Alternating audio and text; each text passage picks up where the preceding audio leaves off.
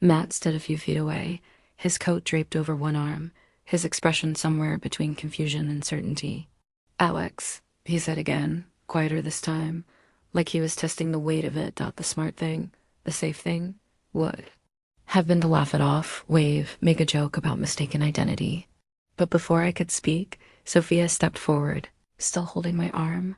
"I'm sorry," she said, her voice warm but firm. "You must be thinking of someone else." "This is Alina." Her eyes locked on his with that polite, uncheckable confidence that makes people question themselves. Matt looked at her, then at me. His brow furrowed. You really look like someone I used to work with." I tilted my head slightly, letting a faint smile play on my lips. Well, I hope they were nice. A ripple of soft laughter from someone nearby broke the tension. "Just enough." Matt's gaze lingered a second longer, but he gave a half shrug and stepped aside. "Yeah, maybe I'm mistaken." We walked toward the exit, Sophia's hand still anchored to my arm. The cold night air outside hit like a wave, but she didn't stop until we were at the car.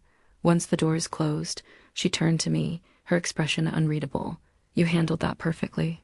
I swallowed hard. "You mean you handled it?" She leaned back, her smile slow and deliberate. "No, Alex. You just chose to be Alina in that moment. That was all you." Her words sat heavy between us the entire ride home, because for the first time, I wasn't sure if she was right or if she was just rewriting the story until even I believed it. The morning after the gala, I was still replaying last night in my head. The way Matt had said my name, the flicker in his eyes when Sophia shut him down, the faint laughter from strangers that had felt both like relief and a warning. Sophia seemed utterly unfazed. She moved around the kitchen, making coffee, humming to herself as if we'd just gone to a movie instead of nearly stepping into disaster.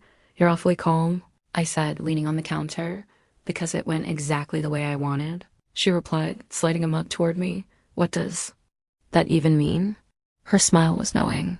"It means you've now stood in front of someone from your old life and survived it." Before I could argue, my phone buzzed. A message from an unknown number. "We need to talk." My stomach dropped. "Harper." I glanced at Sophia, who was scrolling her phone and didn't seem to notice. I typed back, quickly. "About what?" Her reply came almost instantly. "About last night. We met at a quiet coffee shop near the river." Harper was already seated in the back, her coat draped over the chair, hands wrapped around a mug. "You look tired," she said as I sat down. "Long night?" I gave a half shrug. "It was intense." She studied me for a moment. "You know, I've watched people hide things before. Most of them don't last very long." I bristled. "I'm not hiding anything."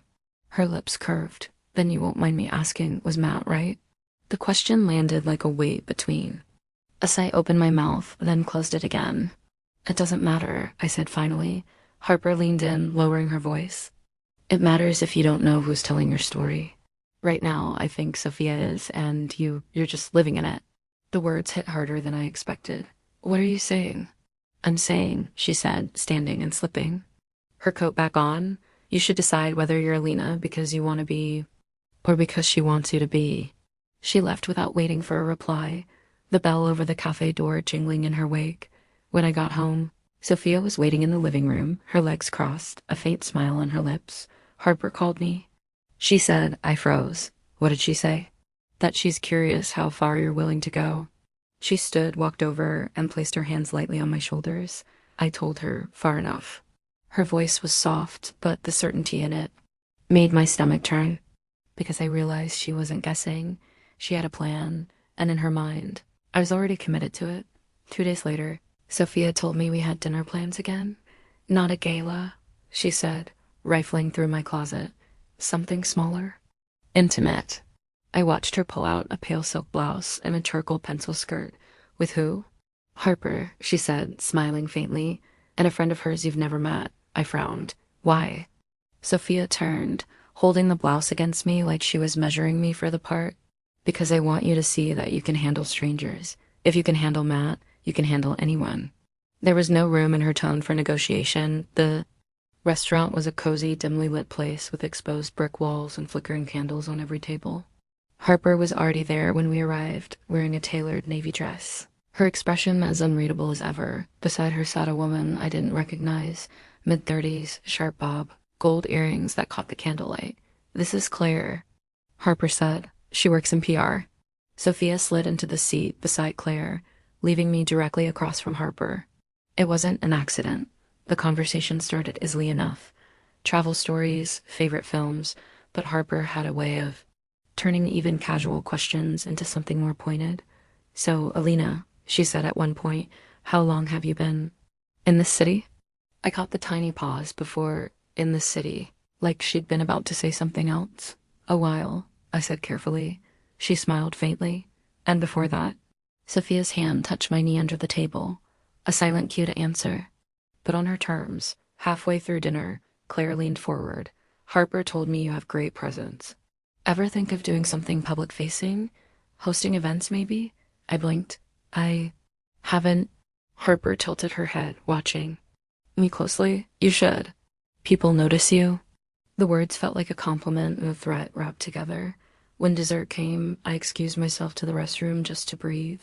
In the mirror, the woman looking back at me, soft curls, perfect eyeliner, silk blouse, felt both like me. And not me, Dot, and for the first time, I whispered to my own reflection, "You don't have to keep doing this." The thought startled me, Dot, by the time I returned to the table. I'd made a decision the next move would be mine. Back at home, as Sophia hung up my blouse, she said, "See, that wasn't so hard." I smiled faintly, hiding my real thoughts, because she didn't know I'd taken Claire's card when Harper wasn't looking. And tomorrow, I planned to call her, not as Alina, not as Alex, but as myself, whoever that turned out to be. The next morning, I stared at Claire's business card for a full 10 minutes before picking up my phone. Her voice came through warm and professional.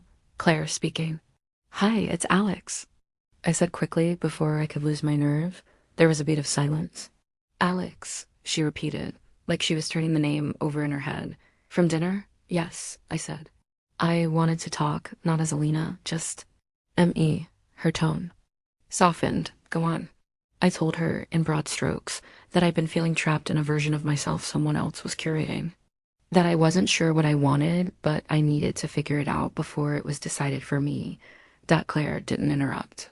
When I finished, she said, "You're allowed to have that conversation with yourself and with whoever's influencing you." It felt strange, hearing someone say it so plainly. Dot, we agreed to meet for coffee later in the week. I hung up feeling lighter until I turned around and saw Harper leaning in the doorway. "How much did you hear?" I asked, my voice sharper than I meant. "Enough," she said, stepping into the room. "I'm not here to stop you. I'm here to see what happens when you stop letting Sophia write every chapter." Her expression was unreadable, but I felt the truth in her words. Harper didn't care which way I jumped, as long as the jump was mine. That evening, Sophia came home early. She was in a good mood until she noticed the business card on the counter. "What's this?" she asked casually, picking it up. "Claire's card," I said. Her eyes flicked up to mine. "And why do you have it out?" I held her gaze. "Because I'm meeting her for coffee." Her smile didn't change, but her voice cooled. "Without me?" "Yes." She set the card down carefully, like it was made of glass. "Be careful, Alex. Sometimes people aren't who you think they are." The irony of her saying that nearly made me laugh. That night, I lay awake long after Sophia had fallen asleep, my mind racing. Claire could be an ally, or just another player in whatever this game had become. But one thing was certain, for the first time in a long while, the next move wasn't Sophia's. Dot, it was mine. I arrived at the cafe 10 minutes early, mostly to study myself. It was one of those places with tall windows, deep leather chairs, and the faint smell of cinnamon baked into the walls. Claire walked in right on time, crisp in a cream blazer, her hair tucked neatly behind one ear. She smiled, but it wasn't the polite smile from dinner. It was warmer, more direct. "Alex," she said, sliding into the seat across from me. "Glad you came." We talked for nearly an hour. Dot, about identity. Not just mine, but how easy it is for someone else to shape the way the world sees you if you let them.